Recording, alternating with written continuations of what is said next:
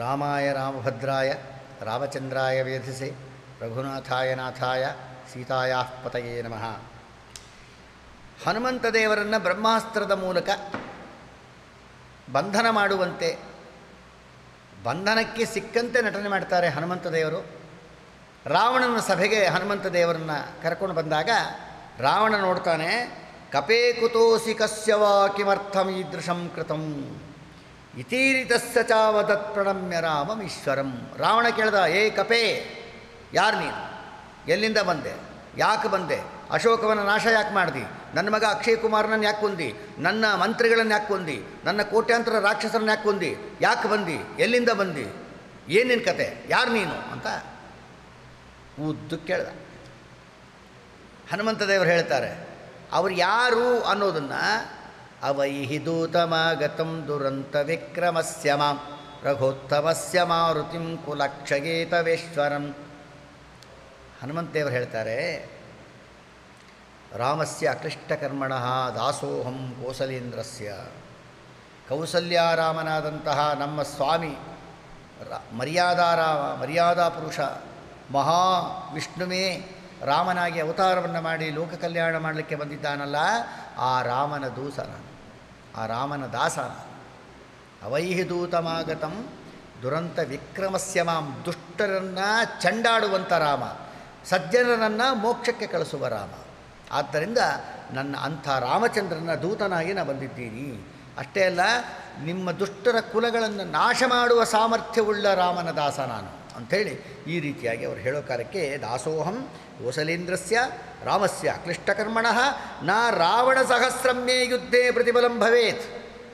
ವಾಲ್ಮೀಕಿ ರಾಮಾಯಣದಲ್ಲಿ ಹೇಳ್ತಾರೆ, ನೀನು ಒಬ್ಬ ರಾವಣ ಅಲ್ಲೋ, ನಿನ್ನಂಥ ಸಾವಿರಾರು ರಾವಣರು ಬಂದರೂ ನನ್ನನ್ನೇನು ಮಾಡಲಿಕ್ಕಾಗಲ್ಲ, ನಮ್ಮ ರಾಮಚಂದ್ರನನ್ನು ಏನು ಮಾಡೋಕ್ಕಾಗಲ್ಲ. ಏನು ಎಂಥ ಧೈರ್ಯದ ಮಾತ್ರಿ! ರಾವಣನ ಸಭೆಯಲ್ಲಿ ಕೂತ್ಕೊಂಡು ರಾವಣನಿಗೆ ಈ ರೀತಿಯಾದ ಎಚ್ಚರಿಕೆ ಕೊಡ್ತಾರಲ್ಲ, ಇನ್ನೆಂಥ ಆ ಒಂದು ಪರಾಕ್ರಮಶಾಲಿಗಳ ಲಕ್ಷಣ ಅದು. ಹನುಮಂತ ದೇವರಂತಾರೆ, ನಿನ್ನಂಥ ರಾವಣರು ಸಾವಿರಾರು ಜನ ಬಂದರೂ ಕೂಡ ನನ್ನ ರಾಮನ್ನಾಗಲಿ ನನ್ನಾಗಲಿ ನೀವೇನೂ ಮಾಡೋಕ್ಕಾಗಲ್ಲ ಅನ್ನೋ ಮಾತನ್ನು ಹನುಮಂತ ದೇವರಂತಾರೆ. ನಚೇತ್ ಪ್ರದಾಸ್ಯಸಿ ತ್ವರನ್ ರಘೋತ್ತಮ ಪ್ರಿಯಾಂ ತದಾ ಸಪುತ್ರ ಮಿತ್ರ ಬಾಂಧವೋ ವಿನಾಶಮಾಶು ಯಾಸ್ಯಸಿ. ನೀನು ಮರ್ಯಾದೆಯಿಂದ ಅಪಹಾರ ಮಾಡಿದಂಥ ಸೀತಾಕೃತಿಯನ್ನು ಹಿಂತಿರುಗಿಸಿ ಕೊಟ್ಟು ಪಶ್ಚಾತ್ತಾಪದಿಂದ ಕ್ಷಮೆ ಕೇಳಿಕೊಂಡ್ರೆ ನೀನು ಬದುಕ್ತೀಯ. ನನ್ನ ರಾಮಚಂದ್ರ ಸಾಮಾನ್ಯ ಅಲ್ಲ. ಯಾಕೆ ಅಂದರೆ ಸಪುತ್ರ ಮಿತ್ರ ಬಾಂಧವೋ ವಿನಾಶಮಾಶು ಯಾಸ್ಯಸಿ. ನೀನು ಏನಾರು ಹಠ ಮಾಡಿ, ನೀನು ಮಾಡ್ತಾ ಇರೋದೇ ಸರಿ ಅಂತ ಸಮರ್ಥನೆ ಮಾಡಿ ಏನಾರು ರಾಮದೇವರನ್ನ ಎದುರು ಹಾಕ್ಕೊಂಡು ಅಂತಂದೆ ಇಂತಿಟ್ಕೋ, ನೀನೊಬ್ಬನೇ ಸಾಯಲ್ಲ, ನಿನ್ನ ಜೊತೆಗೆ ಸಪುತ್ರ ಮಿತ್ರ ಬಾಂಧವ ಎಲ್ಲರೂ ಸಾಯ್ತಾರೆ. ನೀನು ಸಾಯ್ತೀಯ, ನಿನ್ನ ಮಕ್ಕಳು ಸಾಯ್ತಾರೆ. ಈಗ ಒಬ್ಬ ಮಗ ಸತ್ತಿದ್ದಾನೆ, ನಿನ್ನ ಸೈನ್ಯ ಸಾಯ್ತದೆ, ನಿನ್ನ ಪರಿವಾರ ಸಾಯ್ತದೆ, ಎಲ್ಲರೂ ಸಾಯ್ತಾರೆ. ಇದೆಲ್ಲ ಅನರ್ಥ ಆಗಬಾರ್ದು ಅಂತಂದರೆ ಮರ್ಯಾದೆಯಿಂದ ಸೀತಾಕೃತಿಯನ್ನು ಬಿಡುಗಡೆ ಮಾಡು. ರಾಮದೇವರಿಗೆ ಶರಣಾಗತನ, ಶರಣಾಗತ ವತ್ಸಲ ಅಂತ ಹೆಸರು ನಮ್ಮ ದೇವರಿಗೆ. ಅದಕ್ಕೆ ಇನ್ನೊಂದು ರಾಮಾಯಣದಲ್ಲಿ ಒಂದು ಲಾಜಿಕ್ ಏನು ಗೊತ್ತಾ? ರಾವಣನಿಗೆ ವಾಲಿಯನ್ನು ಕಂಡ್ರೆ ಗಡಗಡ ನಡುಗ್ತಾ ಇದ್ದ. ವಾಲಿ ಕಂಡ್ರೆ ಭಯ ಇತ್ತು ಅವನಿಗೆ, ರಾವಣನಿಗೆ. ಯಾಕೆಂದರೆ ವಾಲಿ ರಾವಣನ ಹೊಡೆದಿದ್ದ. ಆದ್ದರಿಂದ ರಾವಣನ ಆ ವಾಲಿ ಕೈಯಿಂದ ಏಟು ತಿಂದ ರಾವಣ ಅಂತಾನೆ, ಆ ಸಂದರ್ಭದಲ್ಲಿ ರಾವಣನಿಗೆ ಆ ರೀತಿಯಾಗಿ ಹೊಡೆದಂಥ ವಾಲಿಯನ್ನು ಹನುಮಂತ ದೇವರು ಹೇಳ್ತಾರೆ, ಒಂದೇ ಬಾಣದಿಂದ ನೀನು ಯಾವ ವಾಲಿಯನ್ನು ಕಂಡು ಭಯಪಟ್ಟಿದ್ದೀಯೋ ಆ ವಾಲಿಯನ್ನು ಒಂದೇ ಬಾಣದಿಂದ ಕೊಂದಂತಹ ಮಹಾಪುರುಷ ನಮ್ಮ ರಾಮಚಂದ್ರ. ನೀನು ವಾಲಿಗೆ ಭಯಪಡ್ತಿದ್ದಿ, ಆ ವಾಲಿನ ಕೊಂದ ಮಹಾವೀರ ನಮ್ಮ ಸ್ವಾಮಿ. ಅವನನ್ನು ಎದುರು ಹಾಕ್ಕೊಂಡು ನಿನ್ನ ಸಪುತ್ರ ಮಿತ್ರ ಬಾಂಧವೋ, ನಿನ್ನ ಪರಿವಾರ ನಾಶ ಮಾಡ್ಕೋಬೇಡ, ಈಗಲೂ ಕಾಲ ಮಿಂಚಿಲ್ಲ, ಪಶ್ಚಾತ್ತಾಪ ಪಟ್ಟು ಬಂದು ರಾಮದೇವರ ಕಾಲಿಗೆ ಬೀಳು, ಸೀತಾಕೃತಿ ಬಿಡುಗಡೆ ಮಾಡು ಅಂತ ಹೇಳ್ತಾರೆ ಹನುಮಂತ. ಎಷ್ಟು ಧೈರ್ಯ ಇರಬೇಕು! ಎಂಥ ಪರಾಕ್ರಮಿಗಳಾದರೆ, ಎಂಥ ಧೈರ್ಯಶಾಲಿಗಳಾದರೆ. ಅದಕ್ಕೆ ಧೈರ್ಯ ಸ್ಥೈರ್ಯ ಎರಡೂ ಇತ್ತು ಅವರಿಗೆ. ಅಂದರೆ ಶಾರೀರಿಕವಾದ ಬಲವೂ ಇದೆ, ಮಾನಸಿಕ ಬಲವೂ ಇದೆ. ಕೆಲವರಿಗೆ ಒಳ್ಳೆಯ ಪರ್ಸ್ನಾಲಿಟಿ ಇರುತ್ತೆ, ಮಾನಸಿಕವಾಗಿ ಧೈರ್ಯ ಆಗಿರಲ್ಲ, ಧೈರ್ಯ ಇರೋದು ಕೆಲವರಿಗೆ. ಕೆಲವರಿಗೆ ಬೇಕಾದಷ್ಟು ಧೈರ್ಯ ಇರುತ್ತೆ, ಹೀಗಿರ್ತಾರೆ. ಆದ್ದರಿಂದ ಮಾನಸಿಕ ಬಲ, ದೈಹಿಕ ಬಲ ಎರಡೂ ಬೇಕು ನಮಗೆ ಲೋಕದಲ್ಲಿ. ಆದ್ದರಿಂದ ಎರಡಕ್ಕೂ ನಿಯಾಮಕರು ಹನುಮಂತ ದೇವರಾದ ಕಾರಣ ಧೈರ್ಯವಾಗಿ ಆ ಮಾತನ್ನು ಆಡ್ತಾರೆ. ಯಾಕೆ ಅಂತಂದರೆ ಇಲ್ಲೊಂದು ಅಂತಾರೆ ನೋಡ್ರಿ, ಇಷ್ಟಂ ದತ್ತಂ ತಪೋ ಜಪ್ತಂ ಪೂರ್ತಂ ಯಚ್ಚಾತ್ಮನಃ ಪ್ರಿಯಂ ದಾರಾನ್ ಸುತಾನ್ ಪ್ರಿಯಾನ್ ಪ್ರಾಣಾನ್ ಪರಸ್ಮೈ ಸನ್ನಿವೇದಯೇ. ಭಾಗವತದ ಮಾತಿದು. ಪರಮಾತ್ಮನಿಗೆ ಪ್ರೀತಿಯಾಗುವಂಥ ಕರ್ಮಗಳನ್ನು, ಕ್ರಿಯೆಗಳನ್ನು ಸರಿಯಾಗಿ ನಾವು ಮಾಡಿದ್ದಲ್ಲಿ, ಮಾಡಿದ ಜಪ, ಕೊಟ್ಟ ದಾನ, ಮಾಡಿದ ಯಜ್ಞ, ಮಾಡಿದ ಪೂಜೆ, ಮಾಡಿದ ಅರ್ಚನೆ ಎಲ್ಲವೂ ಭಗವಂತ ಪ್ರೀತನಾಗಲಿ ಅಂತ ಮಾಡಿದ್ರೆ ಸಪುತ್ರ ಮಿತ್ರ ಬಾಂಧವ ಅಂತೇಳಿ ಹೇಳಿದ್ರಲ್ಲ, ನಾವು ಉದ್ಧಾರ ಆಗ್ತೀವಿ, ಹೆಂಡತಿ ಮಕ್ಕಳು ಉದ್ಧಾರ ಆಗ್ತಾರೆ, ತಂದೆ ತಾಯಿ ಉದ್ಧಾರ ಆಗ್ತಾರೆ, ಹೆಣ್ಣು ಕೊಟ್ಟು ಮಾವ ಅತ್ತೆ ಉದ್ಧಾರ ಆಗ್ತಾರೆ, ಅವ್ರ ವಂಶ ಉದ್ಧಾರ ಆಗುತ್ತೆ, ತಾಯಿ ತವ್ರ ಮನೆ ಉದ್ಧಾರ ಆಗುತ್ತೆ. ಹೀಗೆ ಎಲ್ಲ ಕುಲಗಳನ್ನು ಉದ್ಧಾರ ಮಾಡ್ತೀವಿ ದೇವರ ಆರಾಧನೆ ಮಾಡೋದರಿಂದ ಅಂತ ಶಾಸ್ತ್ರ ಹೇಳ್ತಾ ಇದೆ. ಇದೆಲ್ಲ ಭಗವಂತನ ಪ್ರೀತಿಗಾಗಿ ಮಾಡಬೇಕು. ಇದು ವಿರುದ್ಧವಾದರೆ ಇಲ್ಲಿ ಯಾರ್ಯಾರಿಂದ ಉದ್ಧಾರ ಮಾಡ್ತೀವಿ, ಯಾರನ್ನು ಉದ್ಧಾರ ಮಾಡ್ತಾರೆ ಅಂತಾರೋ ಅವರೆಲ್ಲ ನಾಶ ಆಗ್ತಾರೆ ದುಷ್ಟತನ ಮಾಡಿದ್ರೆ. ಆದ್ದರಿಂದ ಎಚ್ಚರಿಕೆ ಇರಬೇಕು ಒಂದು. ಯಾಕೆ ನ ರಾಮಬಾಣ ಧಾರಣೆ ಕ್ಷಮಾ ಸುರೇಶ್ವರ ಅಪಿ ವಿರಂಚಿ ಸರ್ವಪೂರ್ವಕಾ ಕಿಮು ತ್ವಂ ಅಲ್ಪಸಾರಕಃ. ಚತುರ್ಮುಖ ಬ್ರಹ್ಮದೇವರಿಂದ ಹಿಡ್ಕೊಂಡು ಸುರರ ದೇವ ಗಂಧರ್ವ ಯಕ್ಷ ರಾಕ್ಷಸರ ಕಿನ್ನರ ಕಿಂಪುರುಷರ ಆದಿಯಾಗಿ ಜಗತ್ತಿನಲ್ಲಿ ಮುಕ್ಕೋಟಿ ದೇವತೆಗಳು, ಗಂಧರ್ವರು, ಯಕ್ಷರು, ರಾಕ್ಷಸರು, ಪಿಶಾಚಗಳು ಎಲ್ಲರೂ ಏಕಕಾಲಕ್ಕೆ ಬಂದು ರಾಮದೇವರ ಎದುರಿಗೆ ನಿಂತರೆ ರಾಮದೇವರ ಬಾಣದ ಮುಂದೆ ಯಾರ ಕೆಲಸಕ್ಕೆ ಮಾಡಲ್ಲ. ನ ರಾಮಬಾಣ ಧಾರಣೆ ಕ್ಷಮಾ ಸುರೇಶ್ವರ ಅಪಿ. ದೇವತೆಗಳೇ ರಾಮದೇವರ ಬಾಣದ ಮುಂದೆ ನಿಲ್ಲಕ್ಕಾಗಲ್ಲ ಅಂದಮೇಲೆ ನೀನು ಯಾವ ಲೆಕ್ಕನೋ? ನೀನೊಂದು ಸೊಳ್ಳೆ ಇದ್ದಂಗೆ ರಾಮದೇವರಿಗೆ. ಈಗಲೂ ಕಾಲ ಮಿಂಚಿಲ್ಲ. ಮರ್ಯಾದೆಯಿಂದ ಸೀತಾಕೃತಿ ಬಿಡುಗಡೆ ಮಾಡು, ರಾಮದೇವರ ಕಾಲಿಗೆ ಬೀಳು, ಪಶ್ಚಾತ್ತಾಪ ಪಡು, ನೀನು ಬದುಕು, ನಿನ್ನ ಜನಗಳನ್ನು ಬದುಕಿಸು. ಇಲ್ಲದೇ ಇದ್ದರೆ ನೀನು ಸಾಯ್ತೀಯ, ನಿನ್ನ ಪರಿವಾರವೂ ಸಾಯ್ತದೆ, ನಿಮ್ಮ ಕುಲವೂ ನಾಶ ಆಗುತ್ತೆ. ಎಚ್ಚರಿಕೆ ಇರಲಿ ಅಂತ ಅಂದು ಹನುಮಂತ. ಇಷ್ಟು ಹೇಳಿದರೂ ಕೂಡ ಪ್ರಕೋಪಿತಸ್ಯ ತಸ್ಯ ಕಃ ಪುರಶ್ಚಿತೌ ಕ್ಷಮೋ ಭವೆ ಸುರಾಸುರೋರಗಾದಿಕೆ ಜಗತ್ಯ ಚಿಂತಕರ್ಮಣಃ. ಜಗತ್ತಿನಲ್ಲಿ ಅಚಿಂತ್ಯದ್ಭುತ ಶಕ್ತನಾದಂತಹ ರಾಮಚಂದ್ರ ದೇವರಿಗೆ ದಾಸಾನುದಾಸರು ಅನಿಸಿಕೊಂಡ ಹನುಮಂತ ದೇವರ ಮಾತನ್ನು ಕೇಳಿ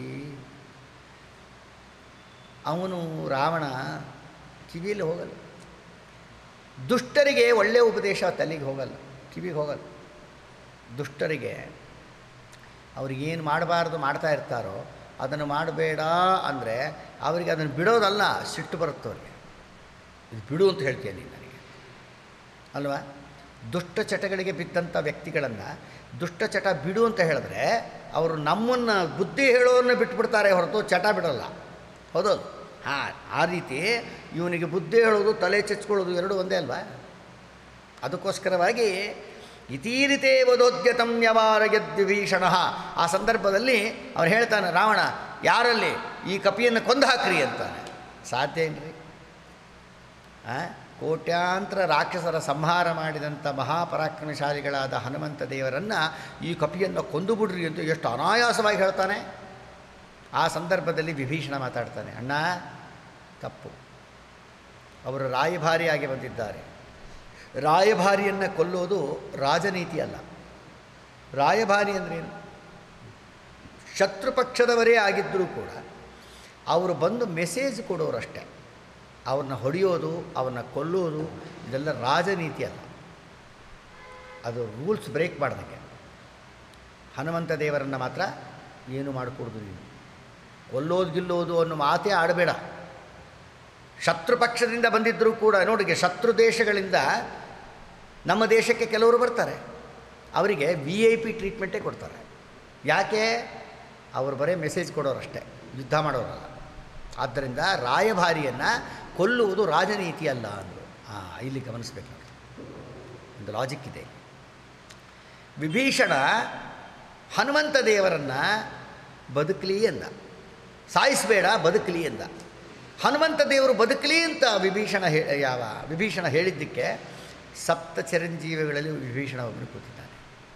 ದೊಡ್ಡವರಿಗೆ ನಾವು ಕೊಟ್ಟಿದ್ದು ನಮಗದು ಅನಂತ ಆಗತ್ತೆ. ಯಥೌ ದತ್ತಂ ಅನಂತಕಂ. ಭಾವಿ ಆನಂದ ತೀರ್ಥರಾದಂಥ ಶ್ರೀಮದಾಚಾರ್ಯರೇ ಆದಂಥ ಹನುಮಂತ ದೇವರಿಗೆ ಇವರು ಸಾಯಿಸಬೇಡ, ಇವರು ಬದುಕಲಿ ಅಂದಿದ್ದಕ್ಕೆ ಅವರನ್ನು ಸಪ್ತ ಚಿರಂಜೀವಿಗಳಲ್ಲಿ ಒಬ್ಬರನ್ನಾಗಿ ಮಾಡಿ ಚಿರಂಜೀವಿತ್ವವನ್ನೇ ಹನುಮಂತ ದೇವರು ರೆಕಮೆಂಡ್ ಮಾಡಿ ರಾಮದೇವರ ಕೈಯಲ್ಲಿ ಕೊಡಿಸಿದ್ದಾರೆ. ಅದಕ್ಕೆ ದೊಡ್ಡವ್ರಿಗೆ ಏನೇ ಕೊಟ್ಟರು ಅದು ಅನಂತ ಪಟ್ಟಾಗತ್ತೆ ಅನ್ನೋದಕ್ಕೆ ಇದೊಂದು ಉದಾಹರಣೆ.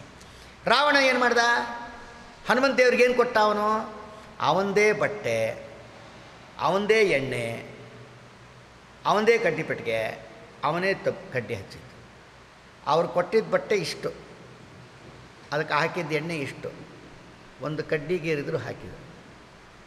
ದೊಡ್ಡವರಾದಂಥ ಹನುಮಂತ ದೇವರಿಗೆ ರಾವಣ ಕೊಟ್ಟಿದ್ದು ಇಷ್ಟೇ ಬೆಂಕಿ. ಆ ಬೆಂಕಿ ಏನಾಯ್ತು ಅವನಿಗೆ? ಇಡೀ ಲಂಕಾಪಟ್ಟಣಕ್ಕೆ ಬೆಂಕಿ ಹಚ್ಚಿಬಿಟ್ರು. ಅದಕ್ಕೆ ದೊಡ್ಡವರಿಗೆ ಕೊಟ್ಟಿದ್ದು ಚಿಕ್ಕದಾಗಿದ್ದರೂ ಕೂಡ ಅದು ಮುಂದೆ ನಮಗೆ ದೊಡ್ಡದಾಗತ್ತೆ. ಅದಕ್ಕೆ ದೊಡ್ಡವರಿಗೆ ಏನೇ ಕೊಟ್ಟರು ಒಳ್ಳೆಯದನ್ನು ಕೊಡ್ರಿ, ನಮಗೆ ದೊಡ್ಡದಾಗ್ತದೆ ಮುಂದೆ ಒಳ್ಳೆಯದು. ಕೆಟ್ಟದನ್ನು ಮಾಡಿದ್ರೆ ಅದೇ ಕೆಟ್ಟದಾಗಿ ಪರಿಣಾಮ ಆಗ್ತದೆ ಅನ್ನೋ ಸಿದ್ಧಾಂತವೂ ಕೂಡ ನಮಗೆ ಈ ಒಂದು ವಿಷಯದಲ್ಲಿ ಗಮನಿಸಬೇಕು. ಆ ಸಂದರ್ಭದಲ್ಲಿ ಹನುಮಂತ ದೇವರನ್ನ ಕೊಲ್ಲಬಾರದು ಅಂತ ವಿಭೀಷಣ ಹೇಳಿದ್ರಿಂದ, ವಿಭೀಷಣ ಹೇಳಿದ್ರಿಂದ ಹನುಮಂತ ದೇವರು ಬದುಕಿದ್ರು ಅನ್ಕೋಬೇಡಿ. ವಿಭೀಷಣ ತಾನು ಧರ್ಮಿಷ್ಠನಾದ ಕಾರಣ ಹನುಮಂತ ದೇವರಂಥ ಜೀವೋತ್ತಮರಾದ ಸರ್ವಸಮರ್ಥರಾದ ಮಹಾ ದೇವತೆಗಳಲ್ಲಿ ಪ್ರಥಮರು ಅಂತ ಅನಿಸಿಕೊಂಡ ಹನುಮಂತ ದೇವರನ್ನು ಕೊಲ್ಲದೇ ಇದ್ದಂತೆ ಅವರು ಕರ್ತವ್ಯ ಮಾಡಿದರೆ ಹೊರತು ಹನುಮಂತ ದೇವರು ವಿಭೀಷಣ ಹೇಳದೇ ಇದ್ದರೆ ಹನುಮಂತ ದೇವರು ಸಾಯ್ತಾ ಇದ್ದು ಅಂತ ಅರ್ಥ ಅಲ್ಲ. ಅದರಿಂದ ಅವರು ಕರ್ತವ್ಯ ಮಾಡಿದ್ದಕ್ಕೆ ಕರ್ತವ್ಯಕ್ಕೆ ತಕ್ಕ ಫಲವನ್ನು ಹನುಮಂತ ದೇವರೇ ಕೊಡಿಸ್ತಾರೆ ರಾಮದೇವರ ಕೈಯಲ್ಲಿ ಅವನು ಚಿರಂಜೀವಿತ್ವವನ್ನು ಅನ್ನೋದನ್ನು ತಿಳಿಸ್ತಾರೆ. ಇಷ್ಟಾದ ಮೇಲೆ ಹಾಗಾದರೆ ಕೊಲ್ಲಬಾರ್ದು ಅಂದ್ರೆ ಏನು ಮಾಡಬೇಕಾಗಾದ್ರೆ ಅಂತ ವಿಚಾರ ಮಾಡ್ತಾನೆ ರಾವಣ. ಅವನಿಗೇನು ವಿಚಾರ ಮಾಡ್ದ ಅನ್ನೋದನ್ನು ಮುಂದಿನ ಸಂಚಿಕೆಯಲ್ಲಿ ಹೇಳೋಣ. ಹರಿಯೇ ನಮಃ. ಶ್ರೀ ಕೃಷ್ಣಾರ್ಪಣಮಸ್ತು.